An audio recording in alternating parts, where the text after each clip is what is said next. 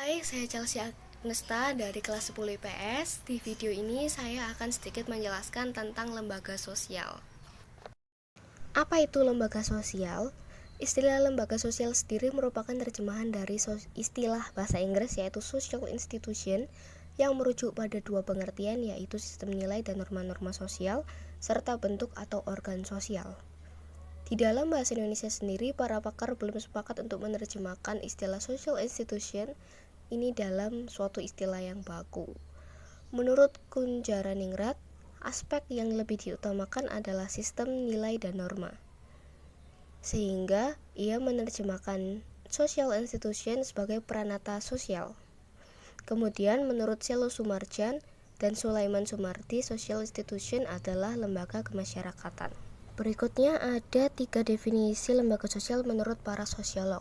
Yang pertama ada menurut Paul Horton dan Chester L. Hunt. Lembaga sosial adalah sistem norma sosial dan hubungan yang menyatukan nilai-nilai dan prosedur tertentu dalam memenuhi kebutuhan dasar masyarakat. Yang kedua, menurut Peter L. Berger, lembaga sosial adalah suatu prosedur yang menyebabkan perbuatan manusia ditekan oleh pola tertentu dan dipaksa bergerak melalui jalan yang dianggap sesuai dengan keinginan masyarakat tersebut. Yang ketiga, menurut W. Hamilton, lembaga sosial adalah suatu tata cara kehidupan kelompok yang apabila dilanggar akan dijatuhi berbagai sanksi yang ada. Proses bertumbuhnya sebuah norma di dalam masyarakat berawal dari sejumlah nilai yang menjadi cita-cita masyarakatnya. Nilai-nilai tersebut kemudian akan terinternalisasi dalam perilaku masyarakat sehingga membentuk sebuah norma. Proses sejumlah norma yang menjadi lembaga sosial disebut perlombaan atau institusionalisasi.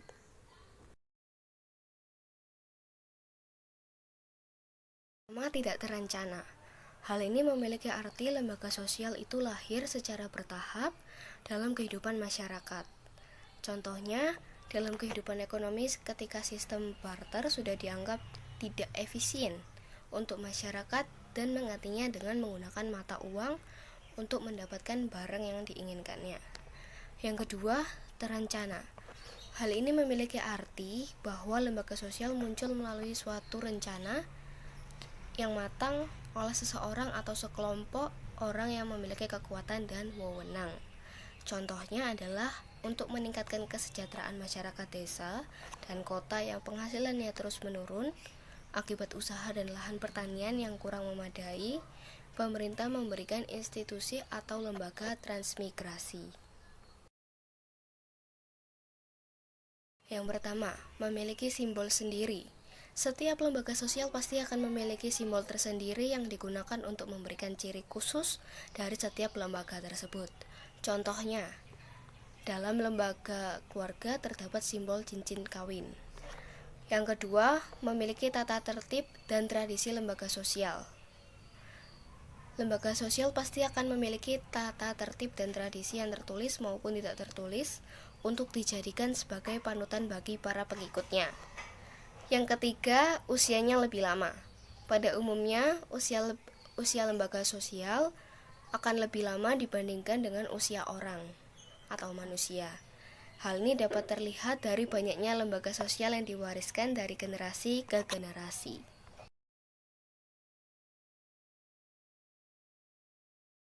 Yang pertama, ada fungsi nyata.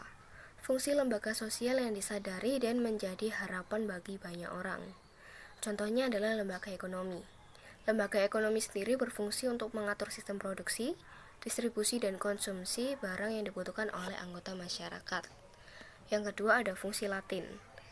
Lembaga sosial dapat dilihat dari cara bekerja dan tujuan utama banyak orang. Contohnya adalah lembaga keluarga, karena perkawinan dijadikan sarana untuk menutupi rasa malu dari anggapan yang mengatakan bahwa orang yang tidak menikah berarti tidak laku. Tipe lembaga sosial sendiri dibagi menjadi 4. Yang pertama, berdasarkan sudut perkembangannya, yaitu creative institution adalah lembaga sosial yang tidak sengaja tumbuh dari adat istiadat, dan enacted institution yang lembaga sosial yang sengaja dibentuk untuk tujuan tertentu. Kemudian yang kedua ada berdasarkan sudut sistem nilai yang diterima oleh masyarakat.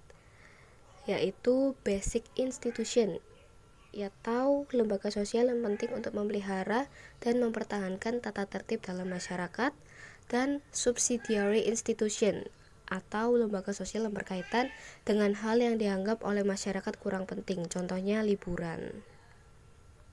Yang ketiga, berdasarkan sudut penerimaan masyarakat, dibagi menjadi dua, yaitu approved and sanctioned institution, yaitu lembaga sosial yang diterima oleh masyarakat karena masyarakat dengan lembaga yang sudah ada menjadi lebih efektif. Kemudian unsanctioned institution, yaitu lembaga sosial yang ditolak masyarakat meskipun masyarakat tidak mampu memberantasnya karena alasan tertentu. Kemudian yang keempat, berdasarkan sudut penyebarannya. Yang pertama, general institution, yaitu lembaga sosial yang dikenal dan diterima oleh sebagian besar masyarakat dunia, contohnya lembaga agama. Dan yang kedua, restrict institution, yaitu lembaga sosial yang hanya dikenal oleh masyarakat tertentu saja. Dan yang kelima, berdasarkan sudut fungsinya. Yang pertama, operative institution, yaitu lembaga sosial yang berfungsi menghimpun cara yang diperlukan untuk mencapai tujuan dari masyarakat. Dan yang kedua, regulative institution, yaitu lembaga sosial yang bertujuan mengawasi adat istiadat atau tata kelakuan dalam masyarakat. Sekian dari video lembaga sosial yang sudah saya buat. Terima kasih.